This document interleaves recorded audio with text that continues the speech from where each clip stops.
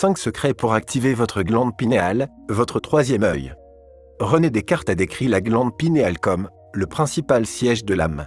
Vous avez peut-être déjà entendu parler de cette glande comme étant le troisième œil. Il s'agit d'une petite glande endocrine de la forme d'une pomme de pin qui se trouve au centre du cerveau, au même niveau que les yeux. Le cerveau est composé d'un hémisphère droit et d'un hémisphère gauche et il est parfaitement symétrique, à l'exception de cette glande qui est unique. Dans l'Égypte ancienne, la glande pinéale était considérée comme une porte unissant des dimensions différentes.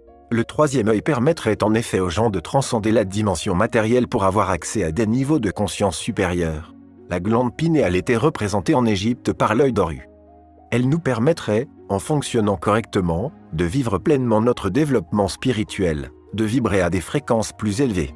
La méditation deviendrait alors beaucoup plus profonde. Elle nous donnerait une plus grande liberté d'action dans le monde physique et matériel dont nous faisons partie et je suis très intéressé par cela car c'est une porte pour découvrir notre plein potentiel et apporter plus de bien-être dans nos vies. Semblerait que la façon dont nous pensons et nous nous sentons soit fortement influencée par la glande pinéale. En tant que producteur de la mélatonine, l'hormone du sommeil, la qualité et la durée de notre sommeil sont liées à la capacité de la glande pinéale à produire cette hormone. Cette petite glande régule les rythmes circadiens. Un rythme circadien est un rythme biologique d'une durée de 24 heures. Et les rythmes veille-sommeil qui déterminent les niveaux d'hormones, les niveaux de stress et la performance physique. Activer votre glande pinéale peut vous aider afin de réguler votre humeur, votre sommeil et votre niveau d'énergie. Voici 5 façons de décalcifier votre glande pinéale. 1. Sortir et être exposé à la lumière du soleil. L'exposition, directe ou indirecte, à la lumière du soleil semblerait pouvoir activer la glande pinéale en l'amenant à produire de la sérotonine. La sérotonine est un neurotransmetteur qui est responsable de l'humeur et qui augmente le niveau d'énergie. Beaucoup d'auteurs conseillent même de regarder rapidement le soleil à l'aube ou au coucher du soleil, lorsque l'intensité de la lumière est la moins forte. Ceci aiderait aussi à activer la glande pinéale, mais cela comporte bien évidemment des risques pour la santé des yeux. Personnellement, je ne le pratique pas. 2. Dormir dans l'obscurité. Il est d'autre part important d'être dans l'obscurité lorsque le soleil se couche car, à partir de ce moment-là, la glande pinéale commence à produire de la mélatonine et cesse de produire de la sérotonine. Pour cela, il suffit de réduire le niveau d'exposition à la lumière électrique après le coucher du soleil. De plus, dormir dans l'obscurité la plus complète est très important. Un environnement sombre vous assure que votre glande pinéale produit suffisamment de mélatonine pour vous permettre un profond et reposant sommeil. La lumière des téléphones portables, tablettes, ordinateurs et télévisions avant d'aller dormir stimule la sérotonine en trompant votre glande pinéale qui se comporte alors comme s'il s'agissait de la lumière du jour, ce qui dérange ainsi les rythmes veille-sommeil. 3. Méditer. La glande pinéale répond aux signaux bioélectriques qui sont libérés par le cerveau lorsqu'on pratique la méditation. Là aussi, certains praticiens affirment pouvoir diriger consciemment de l'énergie vers cette glande hautement sensible. La méditation est l'art de maîtriser son esprit à travers le développement de sa propre conscience. L'inconscient est responsable de 95% de nos pensées et notre conscient de seulement 5%.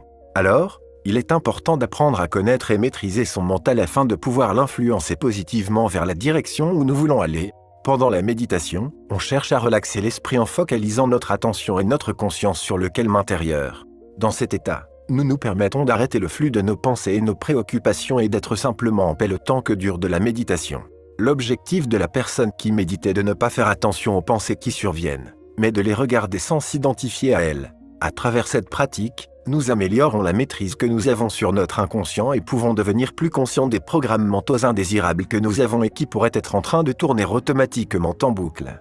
En progressant dans la méditation, l'esprit acquiert de plus en plus de calme intérieur, l'attention due à la quantité excessive de pensées est réduite et la glande pinéale peut alors fonctionner avec plus d'énergie et être plus réceptive. 4. Jeûner. Qu'avaient en commun Jésus, Moïse, Bouddha et Socrate? Réponse. Ils pratiquaient le jeûne. Il semblerait que cette pratique soit une des meilleures façons d'augmenter la clarté mentale et de rajeunir le cerveau, le corps et l'esprit. Le système digestif est constamment bombardé d'aliments que nous mangeons tout au long de la journée et il est donc toujours en fonctionnement, en train de récupérer sur les aliments à éliminer et les nouveaux à digérer. Dans cet état de constante digestion, notre corps n'a pas la possibilité de se reposer et de se désintoxiquer comme il faudrait. Quand nous jeûnons, nous enlevons un poids énorme sur notre organisme qui peut alors libérer d'énormes quantités d'énergie. Comme le corps n'est plus occupé à éliminer de nouvelles toxines, il peut alors éliminer celles qui s'étaient accumulées dans l'organisme. Au cours d'un jeûne, le corps va éliminer tout ce qui n'est pas nécessaire à son fonctionnement. Le plus grand bénéfice que retire le cerveau lorsqu'on pratique le jeûne est la désintoxication qui a lieu au cours de cette période. 5. Manger des aliments qui ont un effet alcalin. Il y a deux types d'aliments, ceux qui ont un effet alcalin sur l'organisme et ceux qui ont un effet acide. Notre corps a un pH naturel qui se situe entre 7,35 et 7,45. Un pH trop acide dans le sang cause un déséquilibre, un mal éthéré, entre autres, calcifie la glande pinéale. À chaque fois que nous mangeons un aliment qui entraîne un pH très acide, notre corps est obligé d'équilibrer en utilisant des minéraux présents dans notre organisme pour éliminer cette acidité. Il semblerait qu'à un niveau plus élevé de croissance spirituelle passant par une complète décalcification de la glande pinéale puisse être atteint en mangeant des aliments qui entraînent un pH alcalin. Lorsque nous mangeons plus d'aliments alcalifiants, nous commençons à augmenter notre intuition, nos capacités psychiques, nos rêves, notre calme, notre paix intérieure, notre bonheur, notre créativité et notre niveau d'énergie en général. Vous trouverez ci-dessous une liste des aliments qui ont un effet alcalin. Il y a une différence entre le fait que les aliments soient alcalins ou acides et l'effet que ces aliments ont sur l'organisme. Par exemple, les citrons et les oranges sont acides, mais quand notre corps les assimile, ils ont un effet alcalin. La liste suivante est un mixte des recherches et expériences que j'ai faites. Il y a certainement d'autres aliments qui pourraient être consommés mais qui nous ont échappé. L'important est de faire l'effort conscient de consommer le plus d'aliments alcalins possible.